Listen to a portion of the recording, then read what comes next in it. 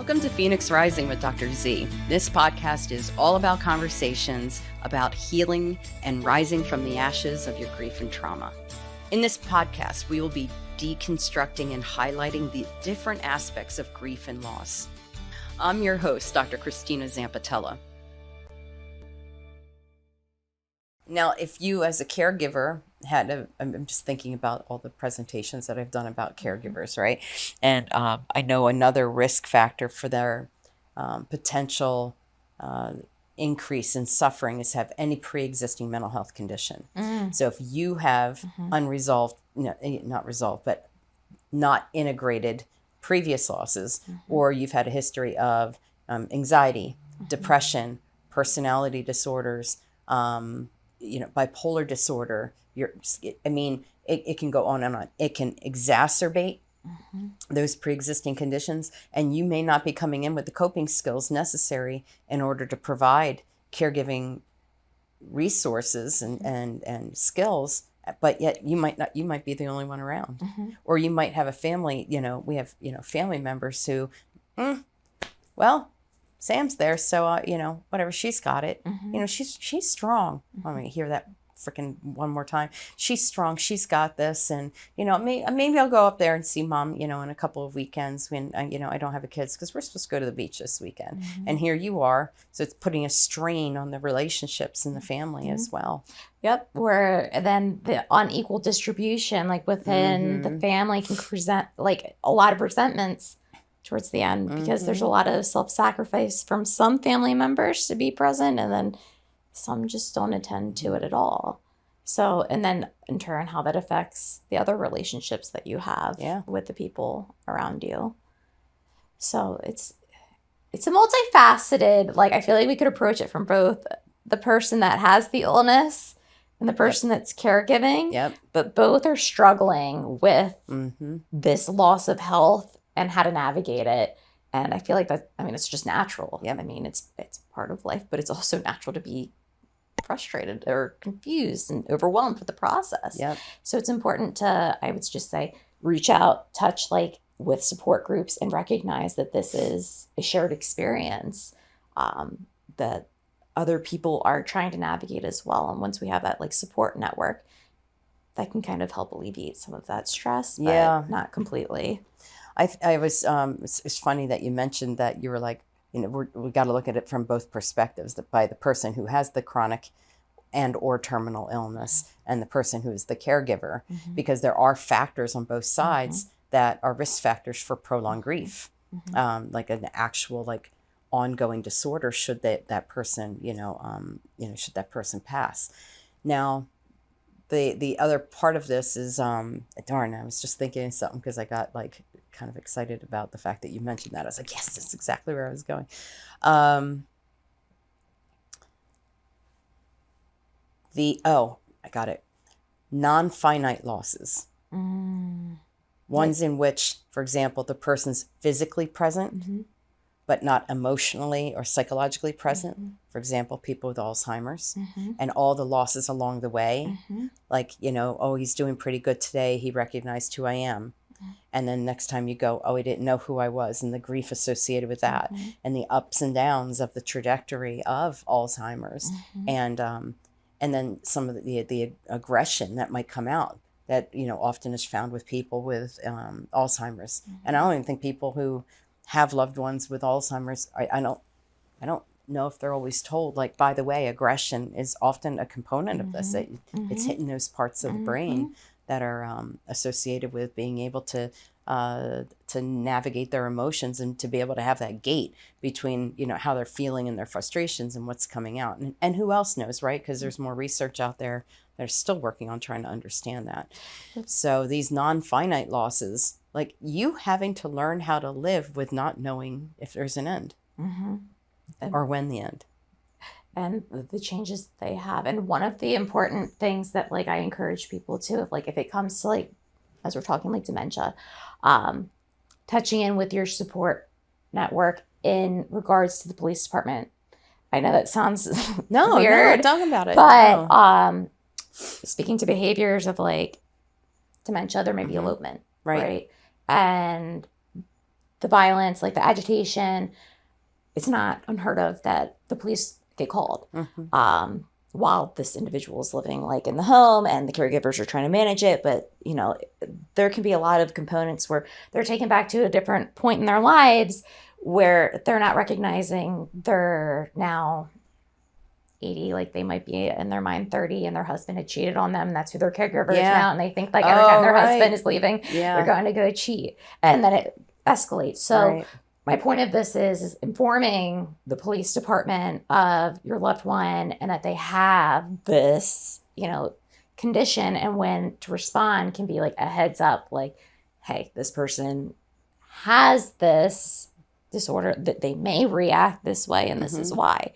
I actually have a very unfortunate, I'll just put this out there. A friend of mine had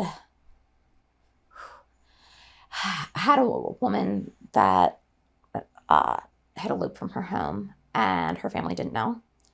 And they actually ended up hitting her, and she ended up dying.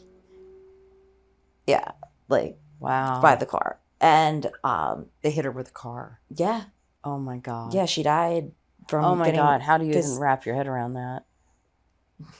I think that's an ongoing process for all of them, right? Like with that. But again, it shows how stressful it is to be a caregiver. I mean, it could take one moment and you're not paying attention, and look, this is where this fear is stemming from. It's very valid and real. And then living with that and how to process that and meaning make of that. Also, risk factors for, I feel like we're talking like complicated grief down the road. So being a caregiver, I have to say, is probably the hardest job because it's one you don't get paid for, and generally, unless you go through like a state program, which some people can do if they're lucky. But there's a lot of just stress on your shoulders to not only sometimes go to work, take care of the loved one, run a household, all of the other things. And then the moment you try to breathe, something horrible can happen. Right. So that was just, I didn't mean to go off on that tangent. No, that's an important, it's important tangent. I mean, I think it's one thing to talk about things theoretically. It's another thing to talk about like our real life lived experiences. Like I can give you a ton of clinical cases, but I want to try to keep them, you know, confidential. But when I don't know, when we're in the middle of this kind of stuff and I'm talking about, you know, something that is my own story, I mean, what's going to be, how do you bring it to life better than that? You know what I mean? And I was thinking also, you know how I said, you know, oh, the medication and you're, you know, constantly a reminder and you know, may not want to do it. There's also the side effects of medications that we don't talk about because you can see some people have a freaking, you know, medicine cabinet full of medication on their nightstand. And okay, yes, each medication might have a role. We don't know every way in which they're interacting with each other. There's no way, right? But the pharmaceutical company will say, yep, this medication can be used for, you know, pain management, but also, by the way, it can be used for something else. Okay, well, if it can be used for something else, why am I taking these other 5 meds? So we also have this non-compliance issue that can happen, and then that becomes an issue between the caregiver and the person who maybe isn't doing so well. Yeah, and I've had individuals too where they feel the guilt as a caregiver that they weren't looking out in the medical system for certain things that may have resulted in a medication that made them drowsy. That person fell, and that led ultimately to their death. And there's that guilt of not being the perfect caregiver, but like you can't control all of those circumstances. Like we have faith in the medical system to look through these side effects, right? But yet we're presented with again and again these circumstances where it can also lead to traumatic experiences. Absolutely. Yep. You know, I may not be able to engage in the things that actually do reduce my, like if I am the person that does have the chronic illness, if I'm taking these medications, those medications might be keeping me from having the quality of life. You know, we're talking about having the best quality life as possible if you have a chronic illness. Well, if I'm on all these medications, am I really having the best quality of life, or do I go and get a second opinion or a third opinion to where somebody, and then they start making the tweaks on our medication, And what if you start feeling better? Okay, you started feeling better. Now you're pissed off at the first doctor who didn't realize, by the way, there was a better way of doing this. And dealing with all of those emotions. Yeah. And as their illness progresses, like as we're talking, like the caregivers, like we touched a little bit on this, like sometimes those that are the chronically ill, and as their health progresses, like, or gets worse, their world continues to get smaller because they feel ashamed. Like maybe they need oxygen or something, like things that, or wheelchair, things that we like are not wanting to admit that we might need, and how it might be helpful, right? Like how we're talking about like some of the medications that might be counterintuitive, but what have you. But as the chronically ill are faced with losing their independence and that world shrinks, the caregiver has to adapt to that. And then just the further isolation that we were talking about, like I just really want to hone in on like the importance of needing outside supports, because so many times and times again, like I've just heard how their world has shrunk and now they don't know how to engage back into the world outside of being a caregiver. Does that make sense? Because they make their identity that. Yeah. So it's a lot. It is. It's a lot that people are going through. And there's that identity shifting not only happening with the caregiver, but I think we mentioned also happening with the person with the terminal illness. Instead of, I'm Christina, I'm an epileptic, and I can't even wipe my own ass because my brain has gotten fried so many times from having, the seizures that I'm at a point where, I'm bedbound. This stuff happens. So now my dignity gets impacted. And do I really want my loved one to be the one that's taking care of me? And it makes me feel as if I am a child, an infant all over again, where I can't feed myself. And I'm thinking of other, disorders and other illnesses where, I have to be fed. Like what if I am a paraplegic and I'm unable, you know what I mean? That's a chronic illness that you're going to need 24-hour care.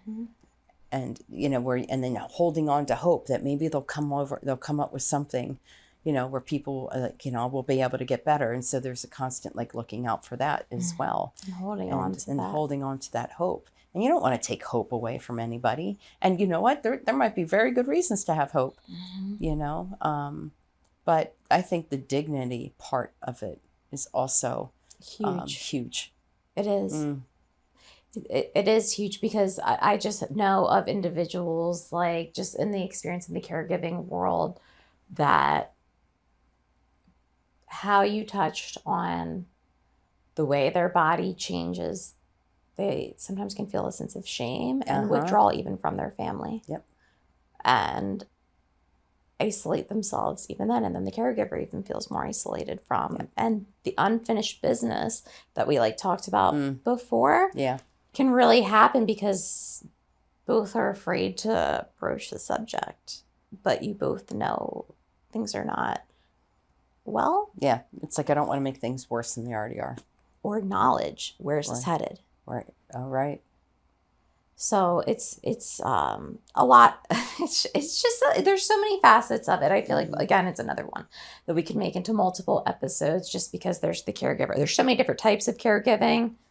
But also as being someone that's diagnosed with a progressive disease, how that impacts yourself, your self-perception, and how you relate to others.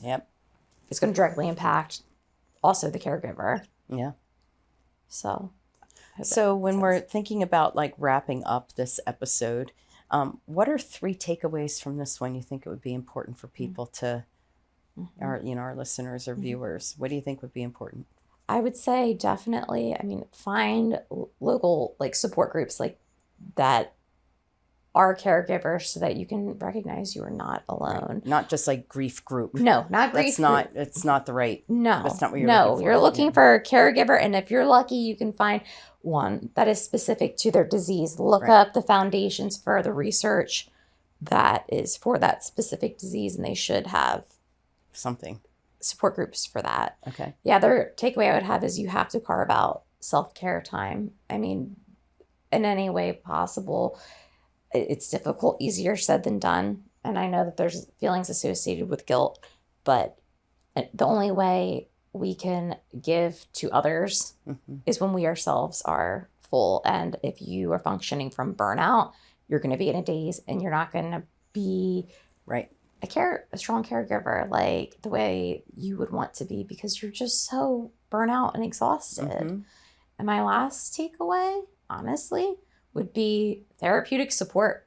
I think that having an open environment where you can just process everything you're going through, all the changes, all of the everything, the relationship, the dynamics, how your life is changing, how theirs is changing, it's very difficult to navigate. And I think just having a safe space where people will not say anything but be present and help you navigate it and not be judgmental is really important, because sometimes people come from a well-meaning place but can do more damage than help. So that would be my goal, because you need to carve out that time just for yourself to process all of these changes. And you can do that. You can do online. You were talking about, you did, the online group. You can do online psychotherapy so that you do not have to leave the home. If that is something that you're unable to do, you can find those people. But in that, I just want to point out, vet the therapist. Make sure that your therapist is somebody who's familiar with this experience, because we'll have a lot of people out there that say they specialize in grief. And when you get in there, they don't specialize in grief. They just have worked with a lot of people who are grieving. Well, guess what? Every therapist has worked with a lot of people who are grieving, but that doesn't mean you're like certified as a thanatologist or has worked in the field of like hospice, like you did for years and years and years as a bereavement coordinator, where you were exposed and trained in a way that other therapists are coming out of their, master's and doctoral programs with not one class on death, loss, grief, trauma, or aging. So how are you, just because you've worked with a lot of people and you went to, a one-day CEU does not make you a specialist. So if it is a complicated situation, not that there aren't amazing therapists out there that can walk next to you and facilitate that, if there are complications that are anticipatory grief and being able to understand the unique the unique components of those specifics is very, very powerful. So if you've got anybody in your area, or if you look up things like on Psychology Today, for example, and you're trying to find somebody, make calls and don't be afraid to ask questions. What is your training in this? What is your experience in that? Not just have you worked with a lot of people like this? What is your training in this? What is your education? And keep making telephone calls until you actually do find that person, because we're out there. We're just harder to find.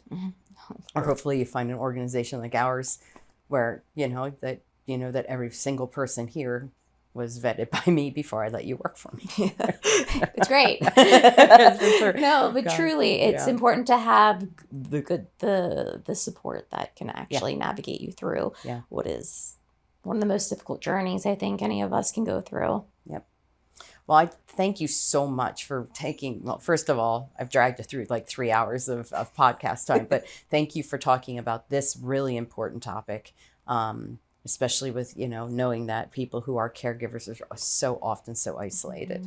So hopefully they're pushed in the direction of seeing exactly, or hearing, what you have to talk about today. And you gave them some really good feedback and ideas on what they actually can physically do, because it's such a disempowering feeling sometimes. So having like, okay, there are steps that I can take can be very empowering. So thank you for that. Thank you. Yeah. Oh my God, of course. Well, thank you for joining us today. I hope that you found this topic helpful. If you did, pass it along to anybody else who might find it helpful. And thank you for joining us today. Appreciate it. Thank you for listening to Phoenix Rising with Dr. Z. If you found this podcast helpful, please share it, subscribe, and leave a rating or review wherever you get your podcasts. We want to be a resource for anyone who is experiencing loss, and this is a simple way you can help us spread the word. Check out our show description. There you'll find a link to connect with me on social media, as well as helpful articles and resources.